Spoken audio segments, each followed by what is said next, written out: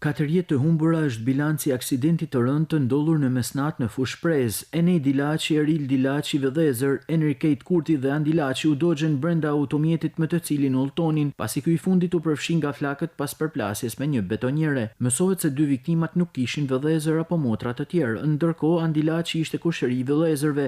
Automjeti tip Benz ka qenë me impjant benzinë e gaz, që mendohet të jetë edhe shkaku i shpërthimit të zjarrit menjëherë pas përplasjes. Ka qenë një patrull policie. Ajo që ka konstatuar aksidentin duke njoftuar zjarfiksen e fushkrujës, e cila ka pasur të pamundur shuarjen e flakëve. Është dashur ndërhyrja e zjarfikëses nga Tirana që kjo të bëhej e mundur. Pas aksidentit tragjik, shoferi betonjerës Aleksandër Krashi, 24 vjeç, është arrestuar për 3 vepra penale: largimi nga vendi i aksidentit, shkelje e rregullave të qarkullimit rrugor dhe drejtimi i automjetit në mënyrë të parregullt. Sipas burimeve mësohet se i riu nuk ishte i pajisur me leje drejtimi për mjetet e transportit të rënd. Ai pasi u ndalua nga policia ka pohuar se ishte larguar për shkak se ishte tronditur nga ngjarja. Nga verifikimet paraprake ka rezultuar se betonjerja nuk ka pasur shenja dalluese ndriçuese në momentin që ka hyrë në rrugën kryesore dhe për disa metra ka vijuar lëvizjen deri në momentin që përplaset me të mjetit tip Benz.